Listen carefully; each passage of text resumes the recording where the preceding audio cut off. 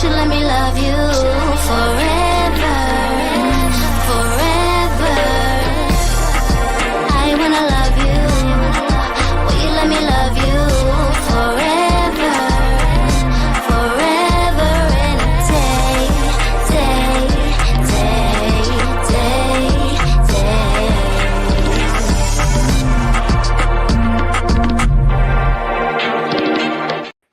Happy Thursday. Welcome to TMW Online, the Melanated Way. I'm Linda. That is Abby. We are covering all things, catching up on Before the 90 Days, Season 8, Episode 18. I was just telling Abby, and I need to tell the world just in case, so you guys have a record of this.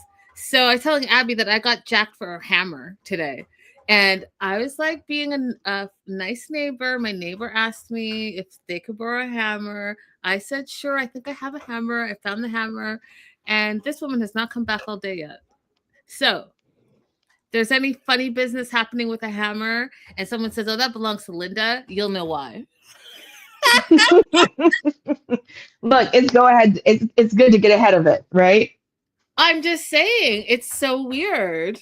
It's so weird. Who steals a hammer? And then, I was telling Abby the true crime in me is like, oh, and, my DNA is all over this hammer. And now I don't know what's going to be happening with this hammer. And it's going to be in a crime scene bag. And you know what I'm saying? Anyway. Overall thoughts of this episode? My overall thought is everyone doesn't need to be parents. Oh, whoa. Tell us how you really feel. My overall thoughts was there was a lot that happened, a lot of shocking moments for me, and I didn't think that they could shock me anymore. But it was like a lot of also filler, because it just, I felt like the episode went quickly, even though it was long, but it was just like filler. And some of my favorite moments are in this episode 16. Bravo. Yeah, there were definitely some things that got dragged out, but good TV. Listen, between the editors and the sound techs, you guys, there's so many nuances. If you just sit back and watch the show and don't get super distracted, you'll see they shade every single minute they can get, and I'm here for it. All right, so Sheena and Forrest. Hey, Rodella. Hey, girl. Hey. Sheena and Forrest. What were your thoughts on their segment? I mean, I have some serious things that I want to say, or at least get your opinion on. But overall, this was it was somewhat adorable and endearing, but also just edging up to gross for me that we got so much detail. But I want to get all you guys' opinion on something, starting with Linda. Do you still believe in the concept of virginity? Is that a real thing for you? Yes. Okay. I think it's interesting that we've arrived in 2026 with people kind of still believing in virginity. I believe in a first experience, but the idea of gifting your virginity to someone, I think that's really interesting. That people are holding on to that concept. Interesting. Girl, I still believe in it, but we broke our cherry last episode when we were on an agreement flow for months, and then so I'm not surprised here we are. Yeah, I totally believe in it. I think that it's important. As you guys know, I'm a Christian. I've been very clear about all of that, but I also think it's very important to remember that there are soul ties, right? And that's what I believe. I'm not saying you can believe whatever you want to believe, but who you are intimate with really affects your soul. So, Atina, hey girl, hey. All right, so Forrest has no money. He's got no job. He knows that he's not going to be able to support Sheena. So they're going to go for a Filipino, or they're considering he's considering a Filipino visa instead. But here's the thing that pissed me off the top, you guys. And for me, I'm just like, this is it's so selfish, right? So yes, this segment was endearing, but also it was selfish because he said he's not ready to give up.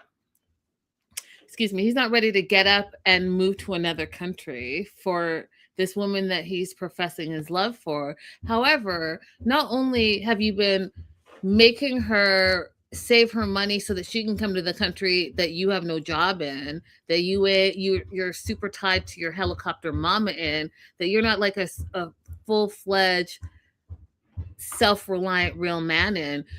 So she, who's a professional, should give up her whole life and move to your country when you ain't got shit. Like it just, because you're not ready to give up your life, but you expect her life up. And not only that, you've been screaming. You and your mom have been like making her feel like a terrible individual and calling her a liar, the scum of the earth, all this stuff. But meanwhile, you can't even, it wasn't even a thought in your mind that you would come to her. Even though she's like, I will take care of you. That's incredibly frustrating. And then like if you remove all of the endearing parts of it, the fact that we know that they do actually have some real love for each other, it has nothing to do with, immigration or whatever, he's still a homosexual. That part. Like there's an epidemic of homosexuals moving from the United States into somebody else's country. Like they're reversed. And she's saying like, I'm going to be able to find a job for you. We didn't hear him say, I'm excited to find out what kind of work I could get in the Philippines. He's about to live off of her. 100%. And after this little segment, 100%, because he's starry-eyed. Aw, I thought that was Nia Long. I think he's talking about you, girl. Hey, Kennedy. Hey, Danny. That is so Well, thank you. That is so weird. Like somebody else said that to me today, and I don't see it. I don't get it. But I'll take it. I'll take it. I see it, gorgeous girl. I see it. So they're I don't know where they're coming from. They're coming back from somewhere, and Sheena says she's hangry bear, and I started laughing because this little bear endearment to each other is like, it's cute for them. I couldn't do it. Because like in the real world, bear just means something totally different. So every time they say it, I'm like, wait, what's going on over there?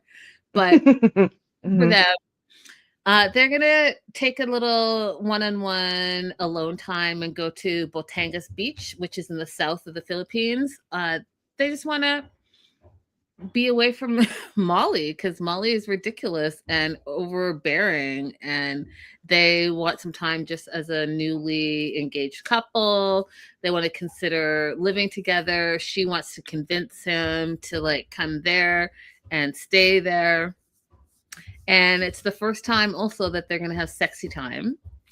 And what I loved about this, you guys, is that these two I'm sorry. These two ding dongs. They're like they're like the 44-year-old versions, right? So they're like 40-year-old versions. But guess what? They planned it. So the flowers, the whole thing, the getaway, and they're having safe, sexy time, which is one of the first times we're seeing this with all these ridiculous people. We got one girl talking crazy about having a baby with a dude she's known for 2 weeks, and these fools.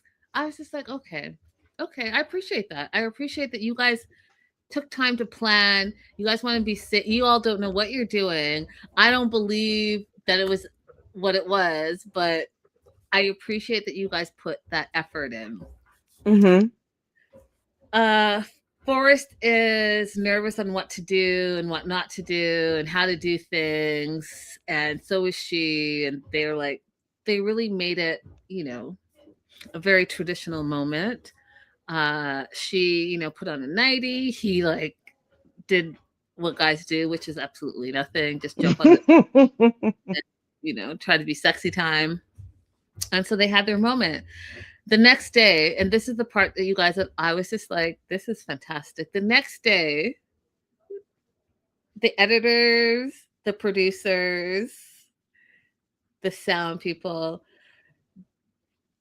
they this is what I think has happened coming from production. So they had like a drone zoom out into like the ocean so you could see the ocean, waves, like you were watching like a telenovela, or like a, what's that network that's all like romance movies?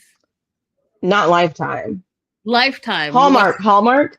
One of those. Lifetime, a Hallmark movie. That, but then the music they were playing was this church music. La la la la la la la la la. I was like, y'all are wild for that, because then they zoom in to Forrest talking about how he lost his virginity and it was way better than he thought.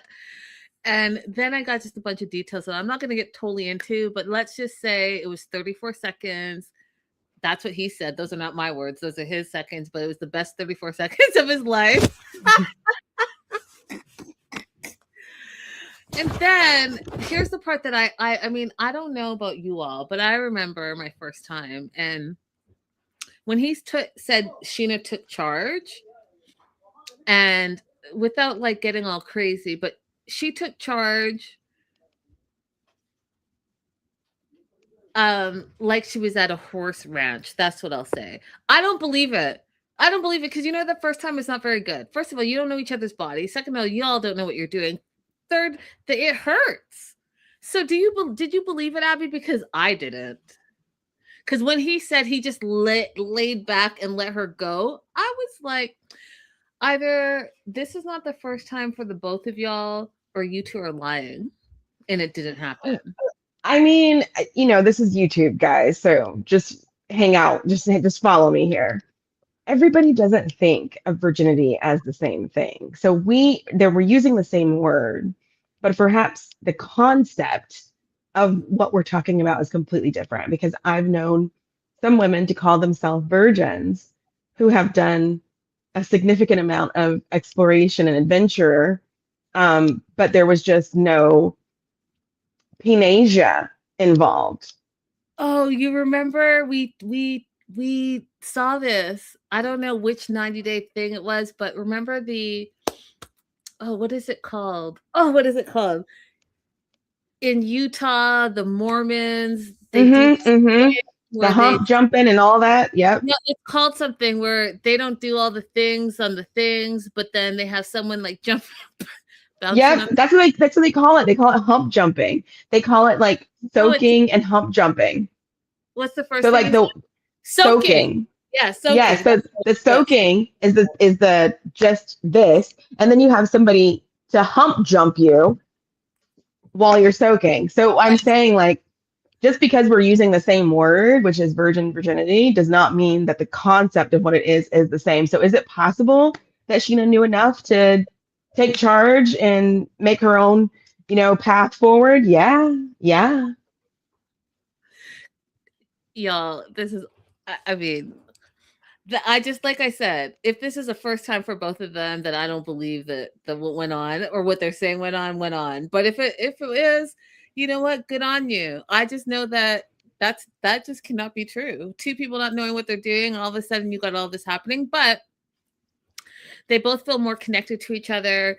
And now it's like the world just revolves around them. And I that type of love does exist, where you just are like so involved with the two of you that nothing else matters. And he said, after this moment, I know we're not officially married, but you are my wife till the end of the earth. And I am committed to being with you. I was like, see, those are those googly. You broke the seal. You always remember your first, and that's it. And because he's so old now, he's like, yep, forever ever. He said, yep, me and my hand are breaking up. That was pretty funny. So funny to me. Do you have anything else to add before I move on from them? Nope, that's it. We can move on.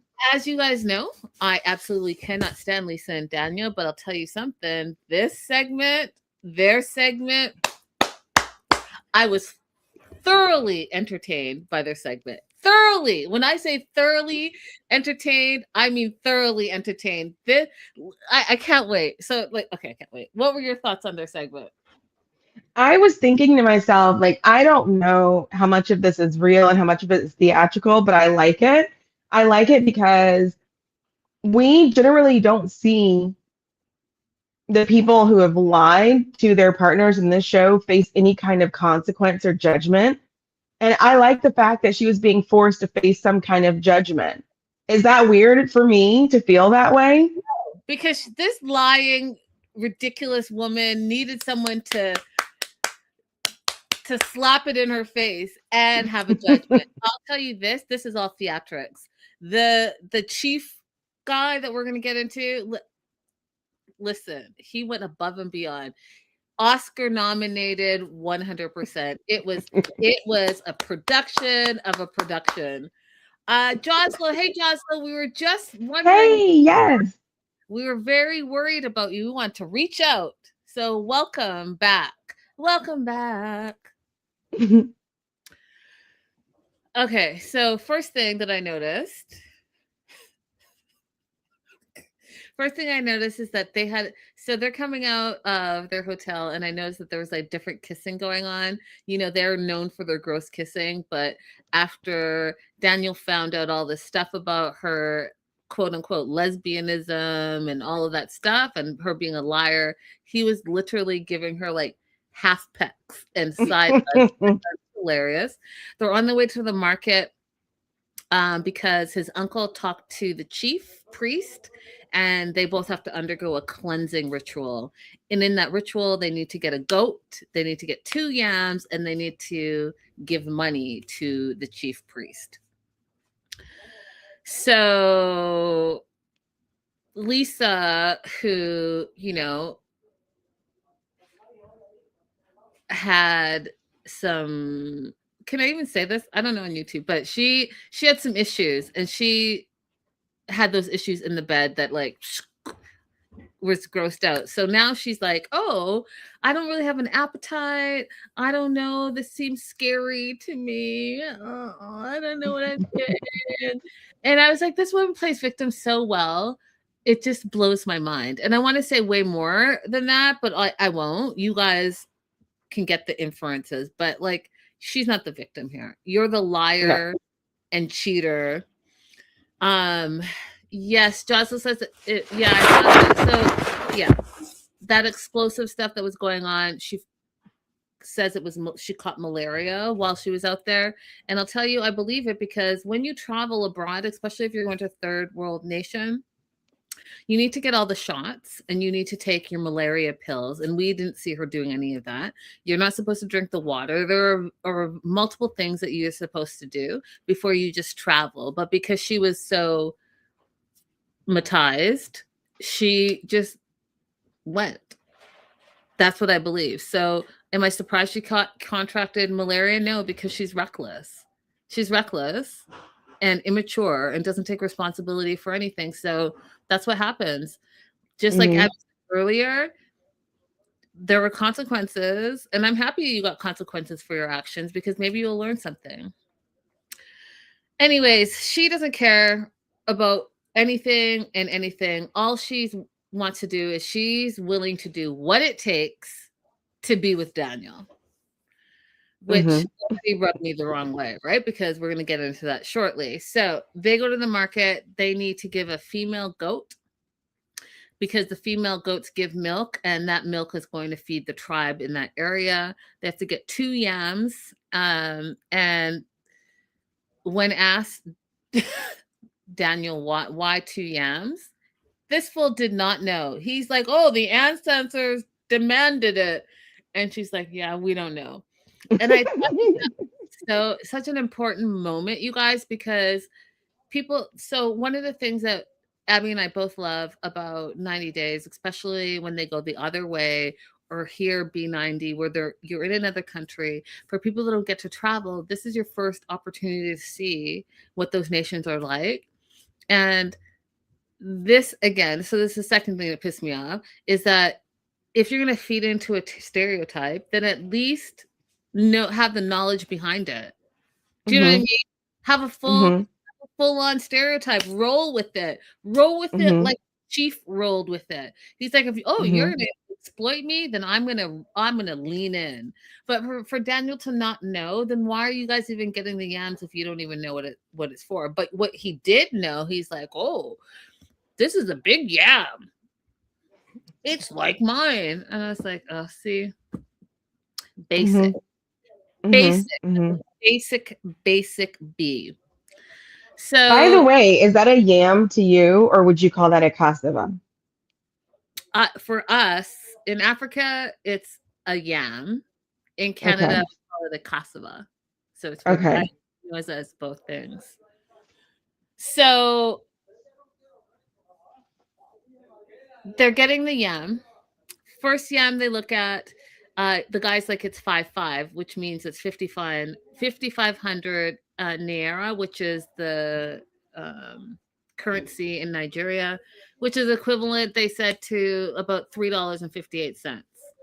And that's like, oh, that's too expensive. And then I was like, you know what? That's the one thing. When you go abroad and you get actual fruits and vegetables from the market, they feel like real prices. And then you come to the West and all the things that you buy, if you don't go to like a farmer's market or whatever, you just go to like a grocery store. And especially now where things are so expensive, it's just so relative to me. You know what I mean? Like, Mm-hmm. Mm-hmm. I know I was complaining about it was like a quarter pound of strawberries because I like strawberries a lot. And it was $10. And I kept saying, Wow. $10, $10. Were you at a regular grocery store or Erewhon? I would never step foot there. $30 for a smoothie. I'll make my own smoothie. But $10 for strawberries.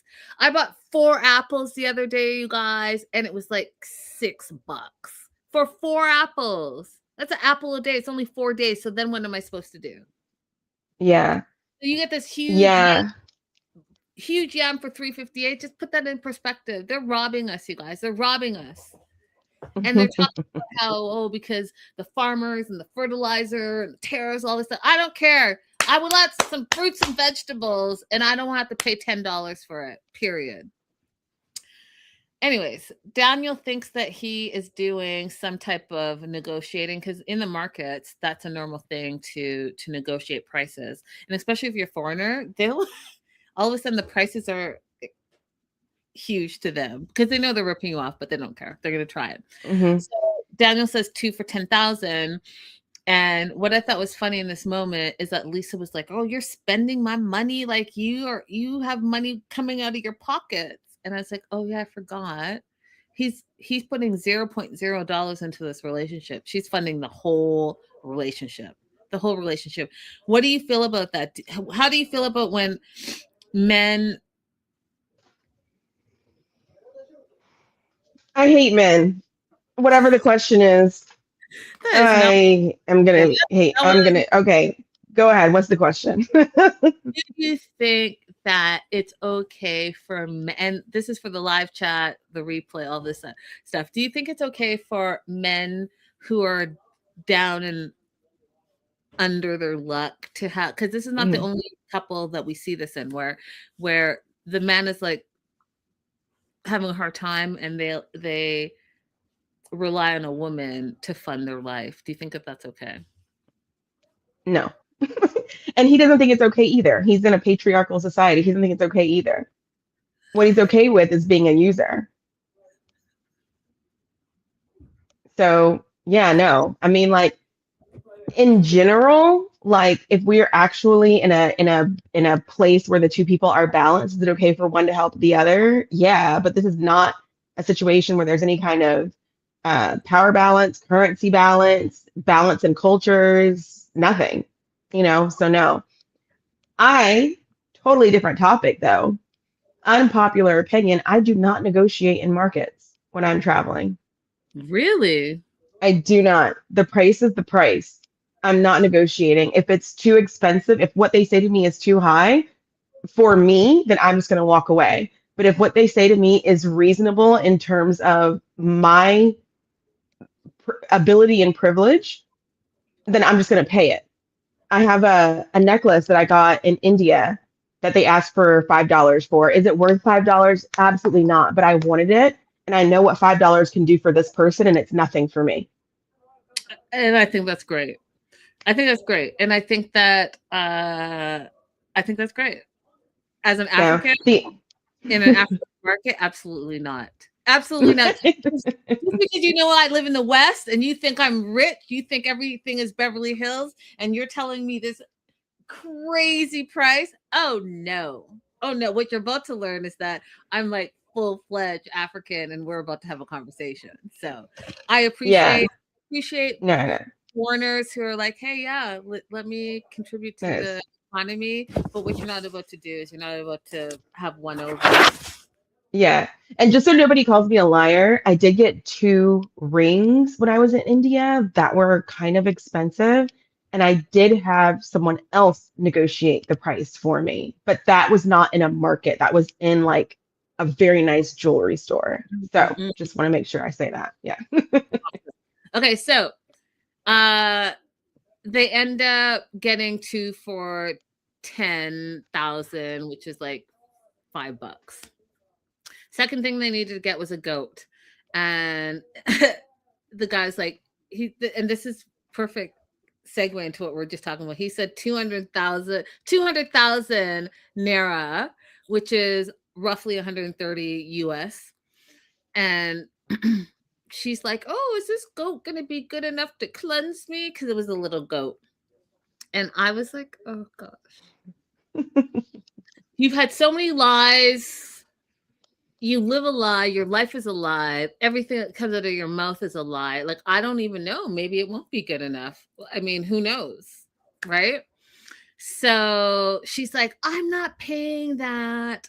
And then he's like, okay, 100, which is equivalent to $65 United States dollars.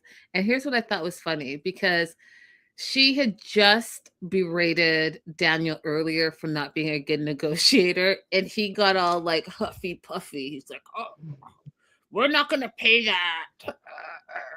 We're going to pay 70,000, which is 45.50 USD. And that was like, ended up being the final cost for the goat. And the guys, I just laughed because that was an example where the guy was like, I'm just going to throw out a crazy number and see if they go. And, you know, she tried to negotiate, and then him being an African, he's like, no, that's not. Yeah. You know what I was thinking? I was like, this is like the price that baby girl Lisa paid for 2 cows with Usman.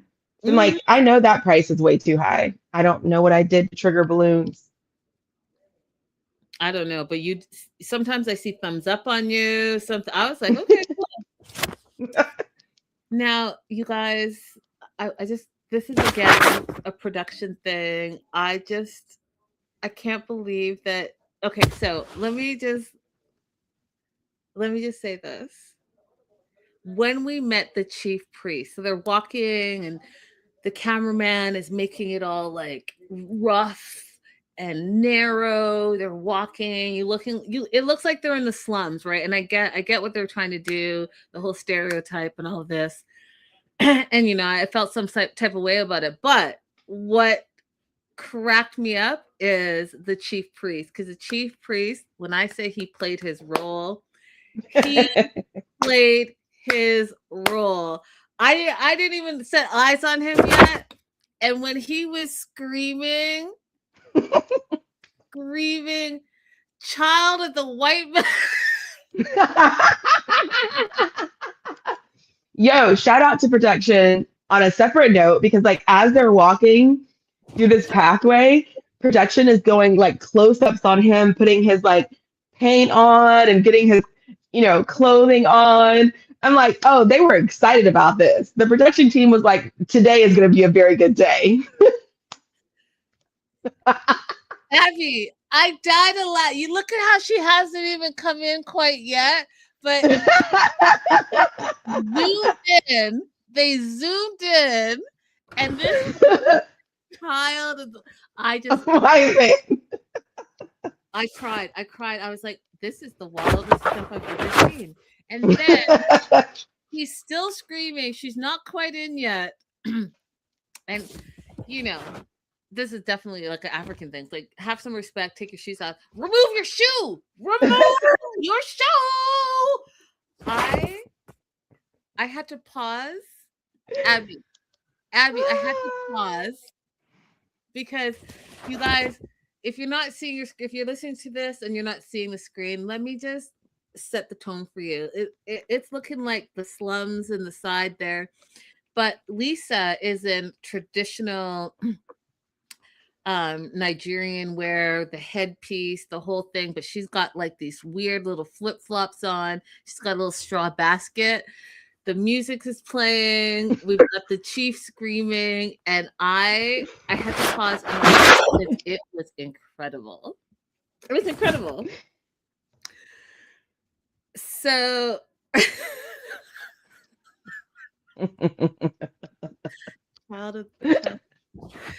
it was very hectic, you guys. Very hectic. Bells are ringing. The chief is screaming. He's chanting.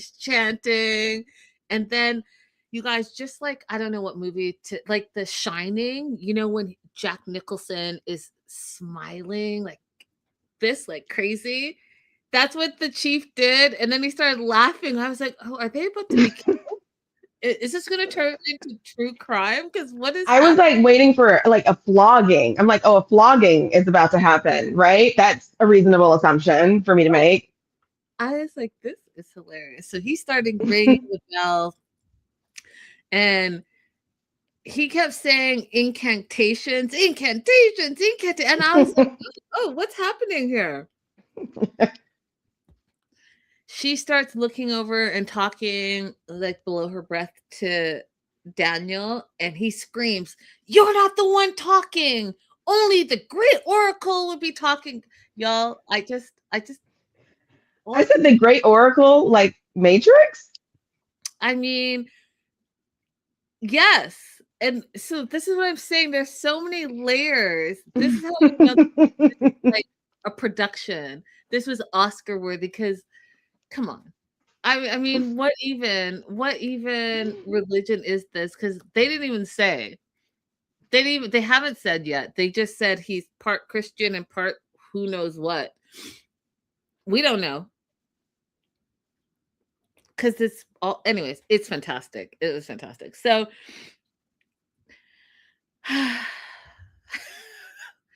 Lisa thinks that she's about to be cursed, and I was like, well, so be it.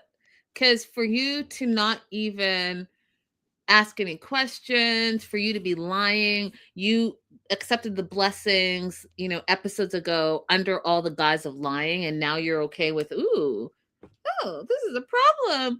Maybe they're cursing me. Well, you shouldn't have lied. You wouldn't have had the blessing, and you wouldn't be in this position had you not lied your way into this position. That being said, I want to ask you, Abby, because this is what pissed me off. She's like, oh, she's going to be cleansed from the lies. That's not what they're cleansing you for. We're not doing all this, buying the goats and giving money and friggin' getting the yams for you to be cleansed from lying.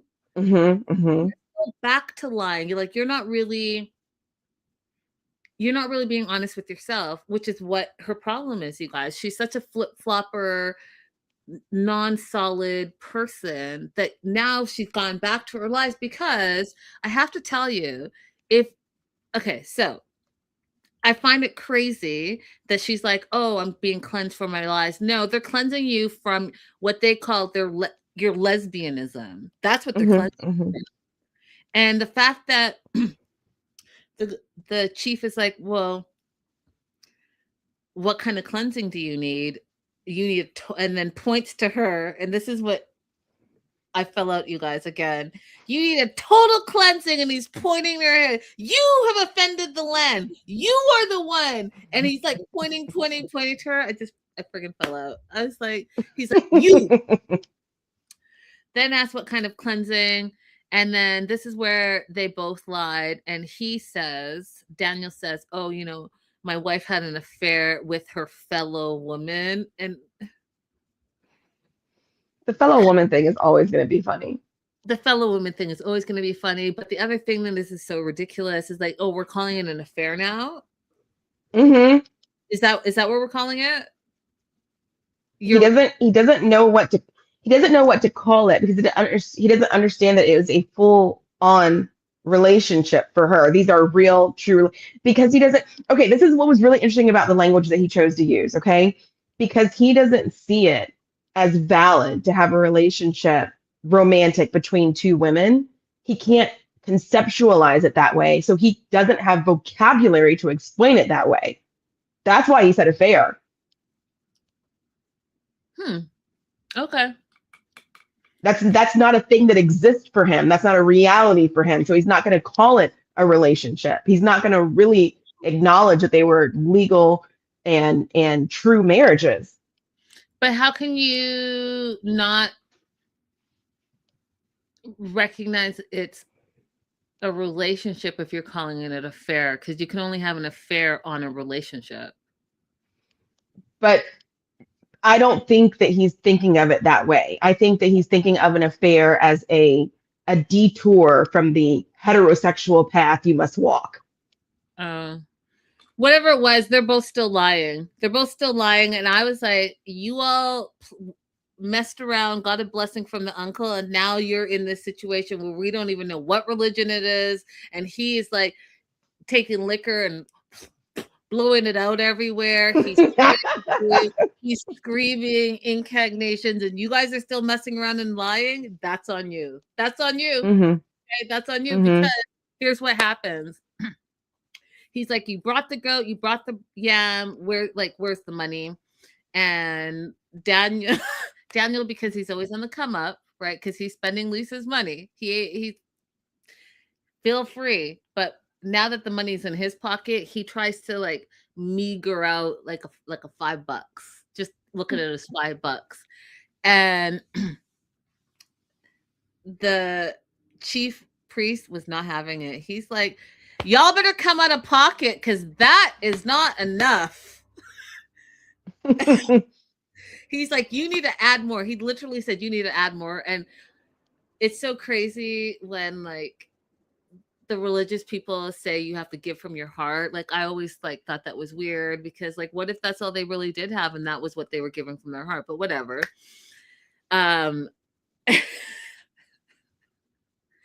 He does this whole blessing things and says, you've met your husband. It's going to be you two forever. No man, no woman is going to come in between you two. We've put you under, and that is a promise. Okay. He gives her these 2 bottles and he's like, kiss the bottles. I was like, are you sure? Are you sure, Lisa? Because we don't know what's going to happen, right? Like, we don't know if you're going to make it to the 90-day process. And you are tying yourself in this, no one knows what spirituality situation. You're tying yourself to this fool forever. That's what, and you're kissing it, and that's it. And I know that you are not. You had a 6-month online relationship detour. You got engaged on the first day to this guy that didn't know anything about you, but you've been a lesbian for 21 years. You don't think that you're going to return to your lesbianism and you're sealing this with some type of who knows what? You're doing that? I don't even care if it's just for TV, made for TV. You're going to do that? Okay, because here's what he says. Bring the goat in.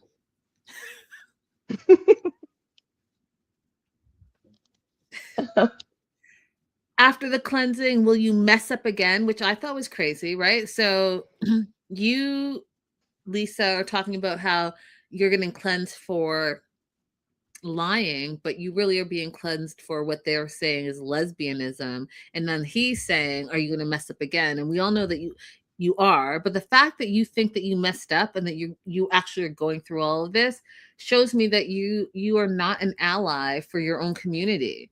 You are an enemy of your own community, and I find that Mm-hmm. Mm-hmm. like I find it crazy. I find it crazy. Mm-hmm. I'm not a part of your community, but what I will say is that absolutely not. Yeah. Absolutely not. So Well, this is really extreme. This is an extreme example of it, but there are a lot of women who claim to be for marginalized communities, but they're willing to partner with men who are not. And they yeah, know that they're not, but it's more important to them to be partner than it is to be true to what they claim to be their morals and their politics. So it's not um, unique that she's doing this, but it is certainly much more extreme than what we usually see. yeah, it's wild. It's wild. So she says she won't mess up again. She enters into this agreement. The chief priest says this is an agreement between you and the oracle. If you misbehave, they will come after you. I was like, is she? Has she? Absolutely not. They bring the Yeah. goat in. They take the wrapper off the goat, which signifies the cleansing. And then it's over. They leave and they get back to the gross kissing because I think Daniel felt comfortable now that he's got the blessing. Because at the top of the show, he was like, side kiss, side kiss. Do you want to add anything? Oh my God, you cannot leave without talking about the best part of this. And I know you had feelings about it. Maybe you just forgot. They go through all of that, right? And then what does Lisa say to him? Can we have sex now? Oh yeah, Because all that she cares about is getting her fetishy, weird old lady colonizer vibes off. That's all she cares about. She does not care about her daughter. She does not care about her community that she belongs to. She doesn't care about anybody that she owes money to. Like, oh, just freely give all this money for these rituals to cleanse yourself and all these laws as long as you can have Daniel. She doesn't even care about herself, her own health and happiness because she's wearing this hot wig that is suppressing her follicles and ripping her hair out. She cares about nothing. She cares about nothing except for being a freaking colonizer. Tina says facts, Abby.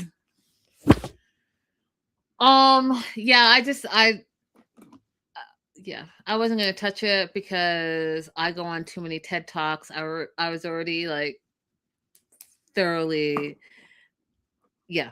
So yes. On to Elise and Joshua. What were your thoughts on their segment? Okay, listen, guys.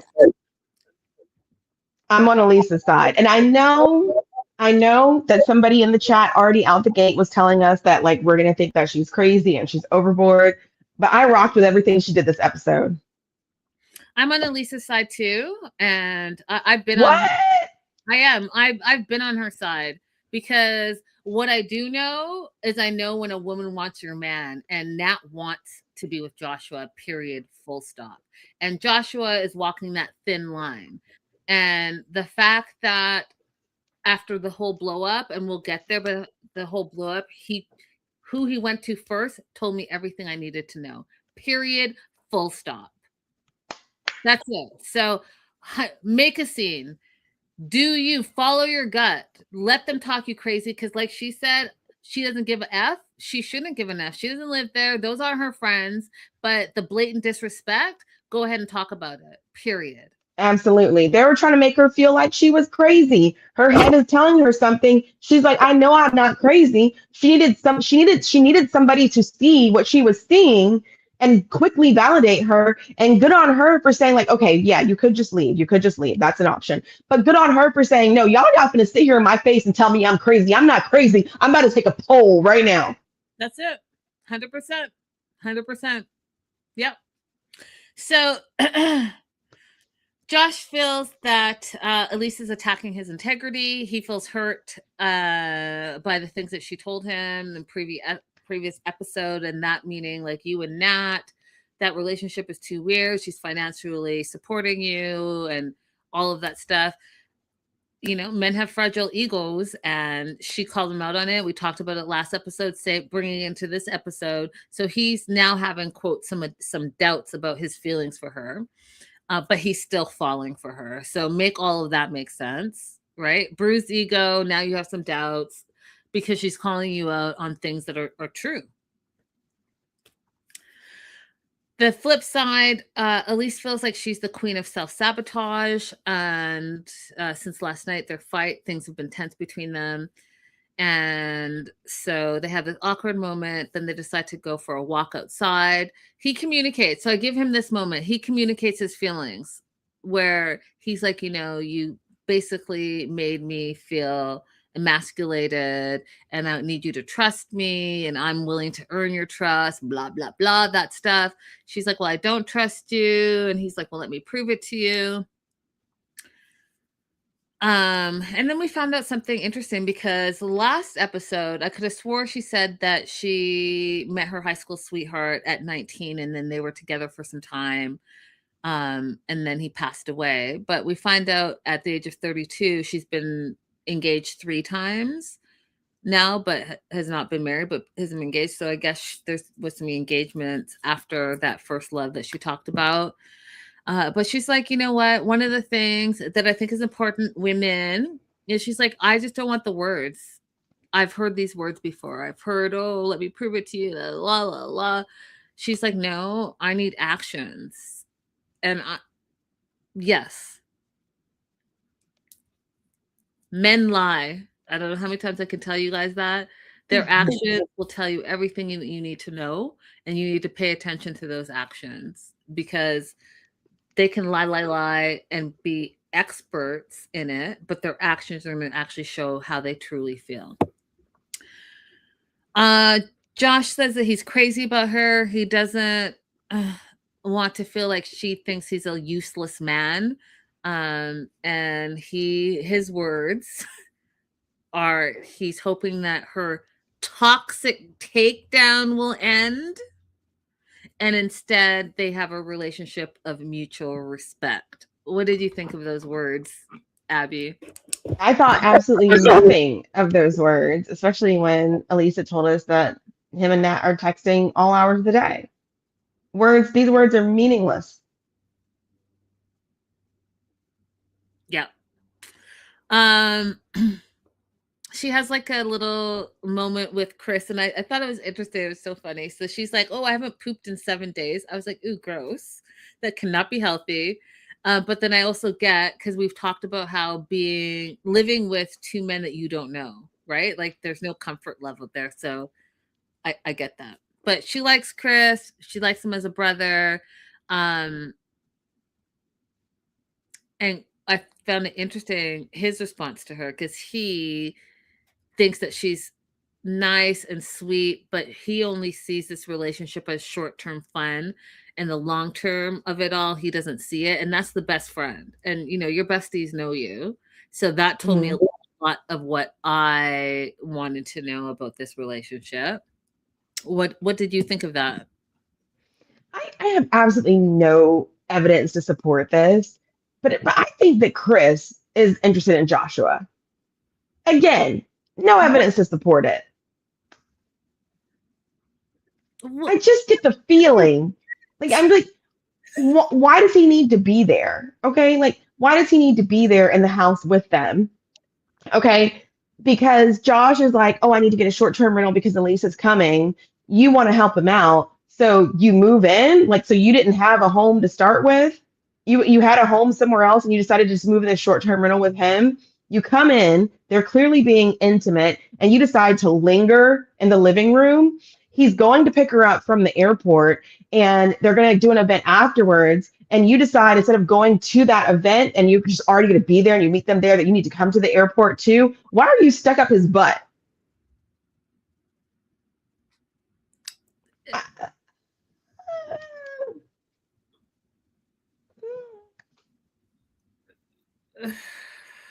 Okay. Am I being rude? Men can be friends, okay? But men usually don't need to crowd around each other like this. I know, but think about when you were in uni, like that frat mentality is a real thing. I think they just haven't grown out of it. Hello? I went to a historically Black college and university, so I don't know about what this frat mentality is. I'm Okay, well, not familiar with that. I went to a Canadian university and we don't have sororities opportunities, but I will tell you that I know absolutely what this frat mentality is, and that's what this is. They have not grown out of the frat. Ooh, bros, we're gonna do everything together, bro. Hey, bro. Oh, let's have a beer, bro. Like, nah. I mean, that's what I see. But who knows? We both could be right. We both could be wrong. Who knows? But Elise is going on a boat ride on Josh's company's boat. And again, I'm still not super clear on what his job is. He says he sells boats. And she gets on the boat. They have champagne and wine and cheese and grapes and the whole thing. And she just comes out guns a-blazing with her questions again. She wants to know if he asked the boss for permission to take the boat. Yes, he did. And she's like, well, how's that possible? Because, you owe $20,000 for the boat that you wrecked. So like, what's going on with that? And then he tells her that Nat and her friends came on the boat that day as potential clients and networking and all of that. And so he was hoping to pull in, money from those people to buy boats. And when he took them out, he got a bit too close to the a bit too close to the shallow shores and clipped a rock. And she's like, okay, well, but first of all, I didn't know Nat was on this boat thing with you during the crash. And second, you said 20 grand, but now you're saying you only had to pay a couple grand.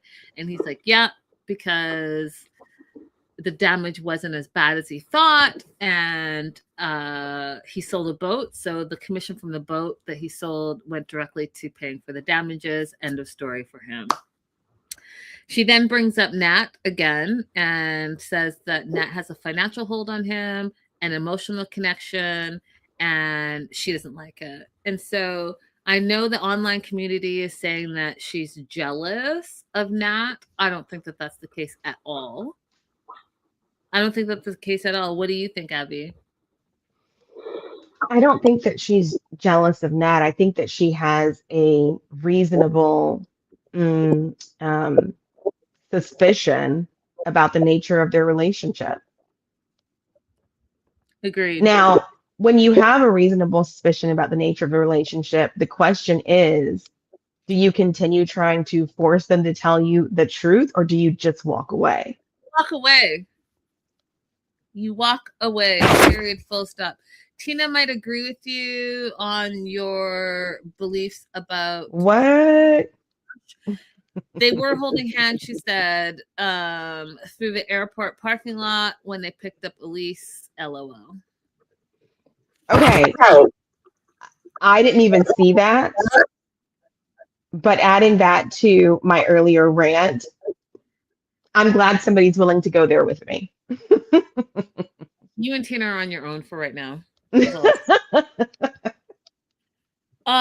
So did I ask? Okay, so live chat. Do you think that Elise is jealous of Nat? Let me know in the live chat. Let us know in the replay. Just let us know. That being said, they meet up with Nat for drinks at the bar. And I thought her outfit was super cute, by the way. I like super cute outfits. And you all that are hating on her, it's because you can't wear those type of outfits. Or you don't feel like because I'm so sick of you guys. Women, just be nicer. Just be even if that's not your style, then just be like, that's not my style, and keep it to yourself. Keep it pushing. But for you guys to be commenting and blah blah blah blah, it's because A, you're jealous, or B, you can't wear it, or C, that's not your style, or D, yeah, let it go on and on. It's unnecessary. At the end of the day, what she wears has nothing to do with you, and what you wear has nothing to do with her. So just freaking keep it pushing. I'm sick of y'all. Meanwhile, I was looking at this episode, like I've been debating getting a red light facial mask for the longest time. So I was looking at it like, what brand does she have? So I can research what kind that is because I've been going back and forth for over a year of whether or not I want to pay that much for a red light mask. Yeah. Yep. Someone come sponsor us. Let's give it a try, y'all. We'll do a whole show in the red light mask. That's absolutely, I would absolutely do that. If you guys are not following us on our personal Instagrams, you should. It's a riot over there. It's a riot. So they get to the bar, and here's some of the receipts that I'm bringing you that I feel that Nat has feelings that are above and beyond just being best friends with Josh. Okay, so she bought a new outfit for this specific meetup. That black dress was brand new. She mentioned it, and she bought it because she sees Elise as a rival. Absolutely. That's why she's like, oh, I have to look cute because I know that she's going to look cute. And because her attention is on Josh, she also wants to make sure that she stands out, even though Josh is with his woman. Period. That is how women work, especially when they're catty. Okay. Next, Elise says is like, oh, I feel uncomfortable about your connection. And she's communicating her words and how she feels to the two of them. You guys are always on the phone all hours of the day. I just hear ping, ping, ping back and forth. You guys are also together all the time. You guys are emotionally tied. And then he's financially dependent on you. Now, women, okay? What guy friend that do you have that you're willing to bring them into your home, be emotionally dependent on them, because that's what she said. You are financially responsible for them. So he has to pay no bills as long as he comes home to you at night. You're messaging back and forth all day. Like, where's your man? Because I'll tell you, you think that guy's your man. You guys may or may not have gotten jiggy with it, but you have feelings for that guy. Period. And you can't tell me anything different. That's it. She wants to be with him. Y'all can tell me no, but I know how women work, and she's just waiting out her time. So meanwhile, while she's saying, oh, she's toxic and she's this, she's that, and blah, blah, blah, all that stuff that she's saying to Joshua, it's her trying to create doubts in her jealous mode for the man that she actually wants to be with, because all the questions that Elise was asking her were valid questions, but instead she got all offended. Well, you got offended because you want to be with that guy, period. So with all the gaslighting that the two of them were doing, because I also noticed that Josh's silence spoke volumes to me. There was no clarifying, there was no denouncing, no, that's not true, that's not true, silence, because he knows that Nat, that's his bank. There was no, oh, here's my plan going forward. That's his bag. That's his bank. That's his bag. He's not messing up that, because why should he? And when this part that was so important, she's like, when Elise said, well, why am I here? Am I just the sexual component? Because you guys are already emotionally tied? Absolutely, because guys do that. Listen, he sees Elise as this beautiful sexual being that he wants, to hold on to, right? He wants that by his side. But Nat is his emotional, financial, all the things that he's not doing for himself, but he's not attracted to her the same way as she's attracted to him. So getting best of both worlds. So Elise is so mad that she gets up and yells the question to the whole bar about whether it's normal for a man and a woman to live together and all the things I just said when he has a woman. And all the women agreed with Elise. What are you adding? Surprisingly, you guys, Linda has not talked about the one thing that I thought she was absolutely going to bring up, which is the fact that after they got off the yacht, that Elisa did not want to take a bath and said, let's just be dirty together. Yeah, some of these things I just can't take the world. You guys already know the shoe thing, important to me. Y'all in your outside clothes, important to me. I'm trying to condense my rant to new Yeah, rant. okay. All the same All rant. right. You all already know. Y'all are nasty. Silver Lining sent me this video. I think I might have sent it to you, to Abby too. I don't know. I always think I send it to you, and then I don't know if I do. But basically, this woman was making spaghetti for her partner, and she got the water from the lake behind her house and made the spaghetti in it, and then she took the meat out, and her cat was eating the raw meat, and she put that same raw meat in the spaghetti in the dirty lake water. I mean, I could go on, but absolutely not. Absolutely Sounds not. like bacteria sitting. Absolutely not. Ugh. You all are not. I mean, if you all are not bathing, you guys totally told me online. Some of you don't bathe for 2-3 days, then that's on you. I just know that you're not gonna ever come to my house, and like I'm not ever gonna eat at your house. Nasty, ew. Oh, so the last thing I do want to say that I want to say as well about Elise and Joshua is that when she stormed out, she went to the left. Nat went to the right, storming out as well. Josh came out, and guess where Josh went?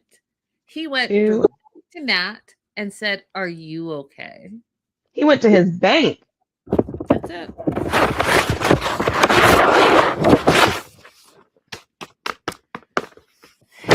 That is it. All right, moving on to Aviva and Stig. This whole thing is I think I'm living in the twilight. I know I'm living in twilight times, but this was Twilight Zone to me. I was shocked, y'all. This whole segment shocked me. I normally know what's coming. Didn't see any of this coming at all. Did you, Abby? Well, I did see some of the previews, so I knew some of it was coming. But there was something that there was an explanation that was provided about the whole baby situation that I didn't see coming, and now I understand what was going on.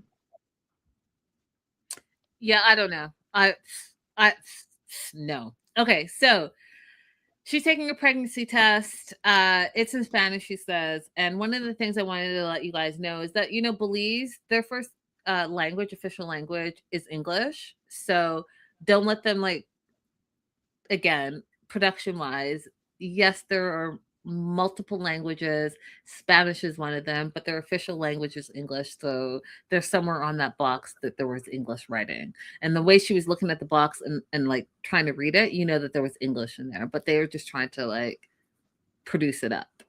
Mm-hmm. To camera, Stig says he's excited to have a kid. He wants a son, first son, blah, blah, blah. But then to camera again, away from her, he's like, if she's pregnant, I'll be right by her side. But if she's not, I'll be relieved. That's that is the first true thing that you've said this whole season. Mm. She wants to find out if she's pregnant now before she goes back to Arizona. And she says she feels pregnant, so she's going to take this test. She takes the test. I was surprised that she allowed the cameras to stay in there while she was peeing. Now, either that or she had a self camera, but whatever, you allowed that? Really? That was the first. I mean, she got naked on the very first day they got together in front of the camera, so. I was shocked. Okay. We're doing that now? She doesn't seem to have any. Pardon? She doesn't seem to have any modesty about her. I was just surprised by that. I was surprised that made the cut on production too, but here we are. She's not pregnant. She's disappointed. And my note just says SMH because what are you disappointed in? You don't even know this fool and you're trying to have a baby. And then tell us, the audience, that this would have been a perfect end to their trip. To get pregnant by this fool that you've known for 2 weeks, that you're having unprotected sex with, that you now want to have a baby that you're going to be tied down to for the rest of your life with this fool that can't even be loyal to you.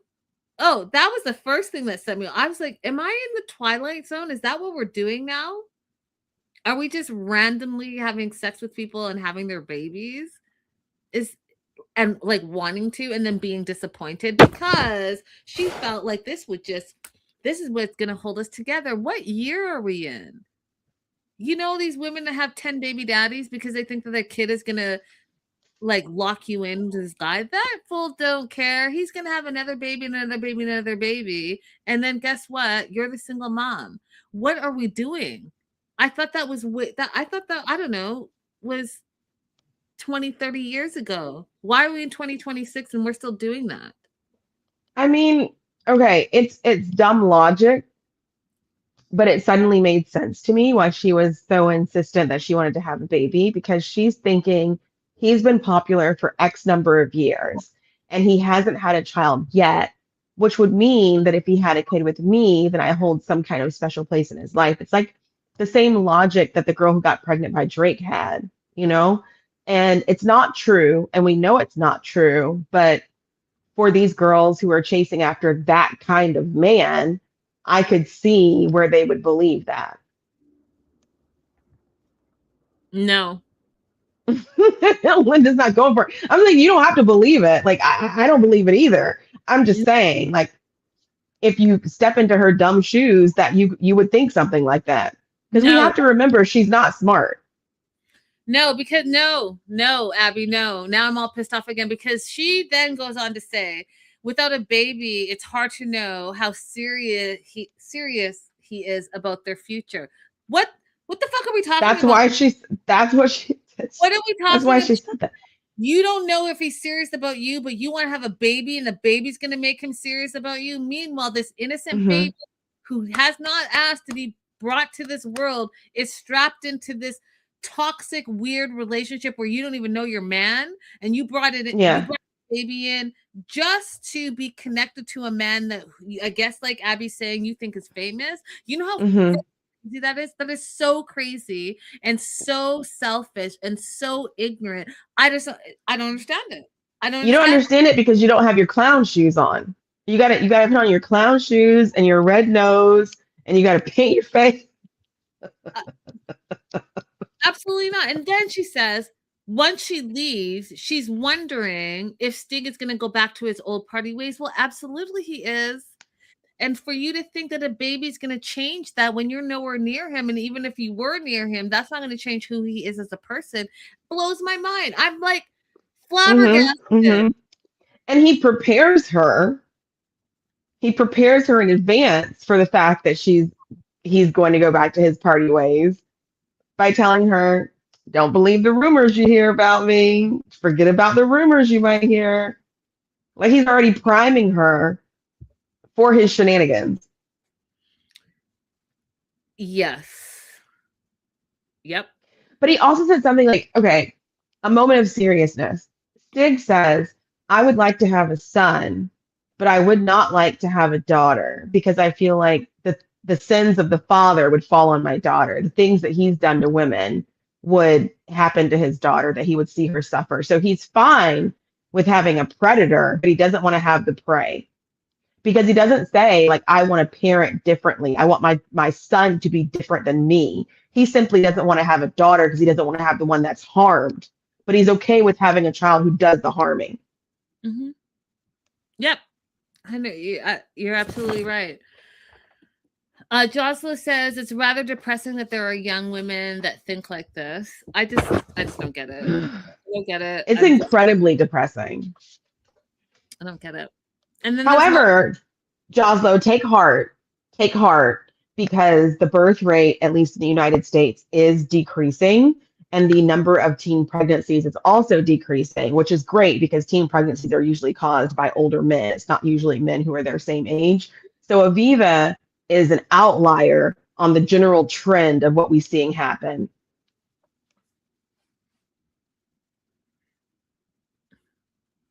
So the last day together, one of the things that I thought was beautiful, they went to the Mayan ruins and it looked amazing. Just show me more of that and less of the nonsense, because that was beautiful.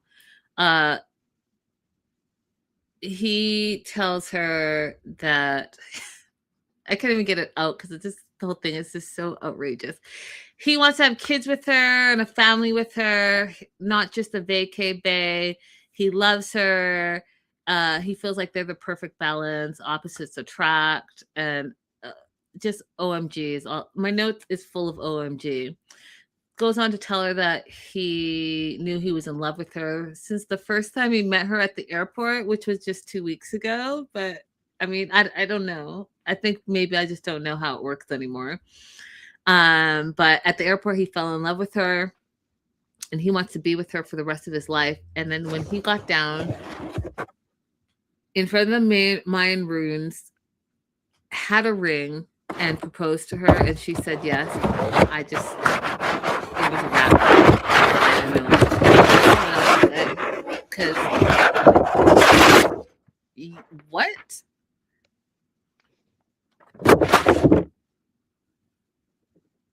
Are you adding anything? Because I'm not saying anything else about these two at all. No. I got no further notes on them. I mean, they're just two big dummies in a pod. But we will have a lot to say about them coming up. So stay tuned. We know more happened, and we'll have more to say about it when we get to it too. Yes. But for now, absolutely not. Emma, you know what? You wasted a perfectly good trip to Morocco. I feel shame for you. I feel shame for you because there are plenty of people in the world that never get the opportunity to travel, and you had the opportunity to travel, and it wasn't even on your own dime, and you wasted it on two men that didn't even want to be with you. Ridiculous. And that's all that needs to be said about her. I mean, we truly can move on. I have zero notes about it. Just says her name and then nothing, because Emma, this was just a waste of time, a waste of space, a waste of all of your foundation, a waste of your concealer, a waste of your bronzer. It was a waste of your lotion. It was a waste of your suitcases. It was a waste of your tickets. It was a waste of your time. I will add, and you're right, but I will add this one part is that she felt like before she left, so she changed her trip to go back to the US because she had two failed love interests that she felt humiliated her, but So she wanted to say goodbye to Ziad. He showed up on a motorcycle and wished her a good road, and that's all he had to say. She wanted to drag it to the mud and say, "Did you ever love me?" And when he said, "Before you came here, yes, but in reality here, everything about us doesn't work. And I'm really sorry that it didn't work out, but that's all. That's all he had to say." I died of laughter because, again, he was smart in knowing that this is not going to work, but he also used her, right? He did the bait and switch. And you can only bait and switch someone who is only focused on, I want to be engaged, insert man here. So I do hope that Emma goes back and Josla said waste of a wig. That is hilarious. Josla said that our papers wrestling is too much noise for her. Oh, sorry. I do have my notes right here. Let me be more careful with it. And I'll be careful too, but we're human. We make mistakes. Sorry. Just go home and learn who you are. Explore who you are. Because she ended it by saying that she's still going to search for love because she knows it's out there and it's not the end of her journey. It's absolutely not. You're young, you're beautiful. You just need some time to figure out who you are and what you truly believe and how you're valuable. And your value is not tied into you being engaged to anybody. Your value is in who you are as a person and what you have to offer the world. And however that pans out, it doesn't make you less than. So that's hopefully what you learned from that, Emma. Hopefully. For starters, you can reach out to Lisa about her wig. Facts. And I found out that Emma actually started off as a YouTube wig maker. So she makes those wigs that she has. Yeah. I heard her say that on her, I joined one of her lives on TikTok one day where she was explaining how she got into wigs. And the title of it says why she wears wigs, but I never heard her get around to why. I just heard her talk about like how she has fun making wigs. Yeah. Good on her. Make that money, girl. Make it happen. Mm-hmm. Big business. Last and not least, or last and least, except for Trisha, is Rick and Trisha. Mm. I'm going to try not to go off. I really am going to try not to go off. Okay. So they're catching water. And that's Rick going to get water with Russo, which is Trisha's dad. And he's kind of doing like a day in the life situation. He says he's trying to help out around the home. They're washing clothes by hand, and then him and Trisha have this moment where he calls her bougie and realizes that she's not bougie because she washes by hand and always washes by hand and has never used a washing machine. And he kind of makes light of it as if she's less than him, and I didn't appreciate that at all. Trish goes on to tell Rick that her dad wants an answer about the babies before they leave. And so to really keep that in the back of his mind. And she explains how she wants to be a mom and she wants to have that mom-child relationship that she never had. And then we find out a little bit more about her story. So when she was 1, her parents broke up and her mom found another man to be with. And in their culture, if the woman leaves the child, she can't touch or see the child again unless she buys an animal and makes a sacrifice and puts the blood on the nose of the child. And because the new man didn't accept her having a baby, the mom didn't do that and never came back. And so Trisha is holding on to that childhood trauma and the fact that her mom didn't care about her and her mom never came back. She has all of that wrapped up into the culture of children are important in your legacy. So there's a lot of layers to that, you guys. And I'm glad you shared that story because I now understand a lot of where this is coming from. Her being a midwife and wanting to be a mom and wanting to have a stable relationship, all of these things now make sense knowing a little bit more about her backstory. Rick doesn't want to have a kid. He's told us he doesn't want to have a kid, hasn't wanted a kid, has been lying to everyone's faces in her family and especially to Trisha, but has been lying to her from the beginning, right? Lying about cheating, lying about wanting to have a baby, lying. And tells us that now he's not financially prepared to have another child. Bro, just stop it. Just tell her the truth. They go to the market, they get fresh fruits and vegetables for their last day. They come back home and Russo, the dad, wants to talk to both of them, Rick and Trisha. And he has his brother Tuvo with them, which is, the uncle. And one thing I noticed, Abby, the kindness in their faces. They sat down, they brought drinks, and there was just kindness in Russo and Tuvo's faces. I can't explain it. You guys go and watch that. You could just see that they were just kind, full of love, welcoming. Dad asks, "How was your vacation?" And Rick is like, "I love your daughter." The dad's like, "Okay, that's great. You already said that. You've been saying that, exactly. But you're going to leave soon. What about the kids?" And then Rick's like, "Well, I want to respect your demand for a decision," which I thought was super disrespectful to say. Mm-hmm. But Rick goes on to say he's not prepared to give a decision. And then goes back to say, "I love Trisha very much." And that's when all hell breaks loose. He's like, "We understand that. That's not what we want to talk about. We need a decision today." Uncle Tuvo goes off. He's like, Be a man, make a decision today, not yesterday. Decide now or we'll keep our daughter. I was like, bravo. Tell him, Uncle Tuvo. Tell this lying sack of nonsense what's really going down. Because this passport bro, tourist, trafficker, lying, cheating, no good for nothing, no job, no nothing, baby daddy is not worth anything, period, full stop. Go work on yourself. Besides going from country to country using women for their bodies. How about that? How about you bring something to the table instead of using the women at that table? How about that? What do you want to add? Because that's all I have for them, period. Linda, you said that you saw like kindness in her father Russo and her Uncle Tuvo's faces, but something is wrong in this situation that nobody is talking about.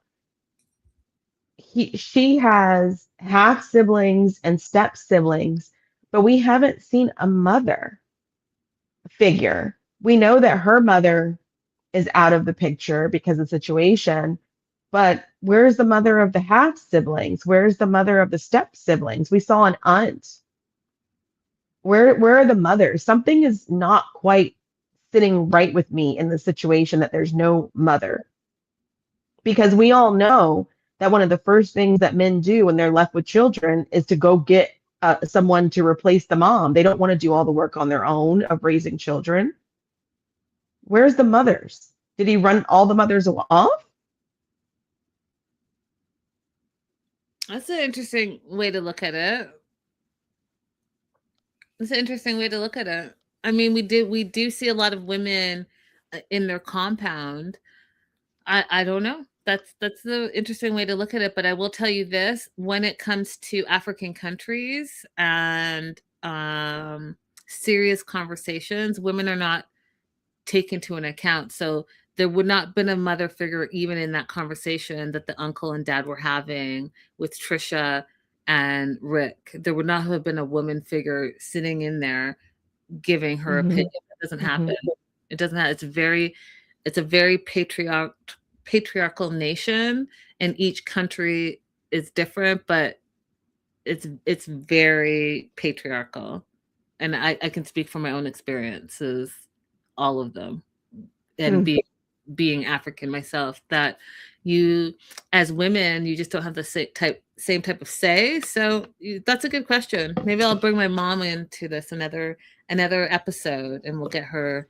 You show her that segment and ask her, like, is it weird that while we're seeing her family that we don't get introduced to a mother figure? Yeah, I'll ask.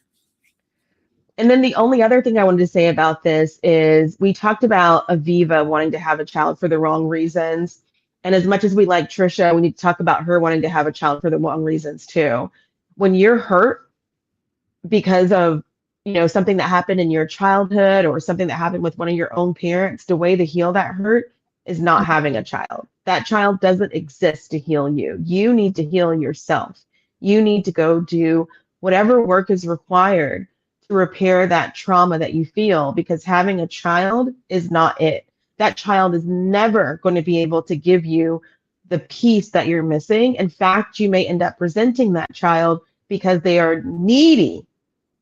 They need you to do things for them. And instead of like you in your mind, you're just going to cuddle them and it's going to make you feel good. They're going to poop everywhere. They're going to throw up everywhere. And they're going to need you every moment of the day, every ounce of your strength to do things for them. They don't exist to bring you comfort. They are a demand in your life. Do not have children to make you feel better. Joslo says, I think I saw a mother and aunt when they first went into their father's village, and the sisters and the brothers and the whole big group. And then the grandmother was very close too. Okay. So I just missed it. Okay. Ooh, Lord. Cherokee is Bring some tea. Cherokee says, I don't know if y'all saw, but Lisa's sister came out and said she's a fraud, that none of her family speaks to her. She uses the family for money, and her southern accent she puts on is all fake. Oh, Lord. You know what? I believe that because that interview that we saw her do, and then like Faith, her daughter, saying that she encouraged her to go on the show because she wants her to be able to see her own behavior, perhaps, and see. So I believe this, and she's already told us that she borrows money from people. She moves around a lot, which to me is a sign of like you're frauding. You're doing something where you can't have a stable life. I believe that, Charity. That wasn't Charity. Who was that said that? Cherokee. Cherokee. I Yeah. believe you, Cherokee. I believe it too. I believe it too. Okay, guys, that's all we have. Don't forget to like and subscribe. We will be back tomorrow because we have to catch up, and we're almost there. We're almost there. We're almost caught up. So we will see you tomorrow. Bye. Bye.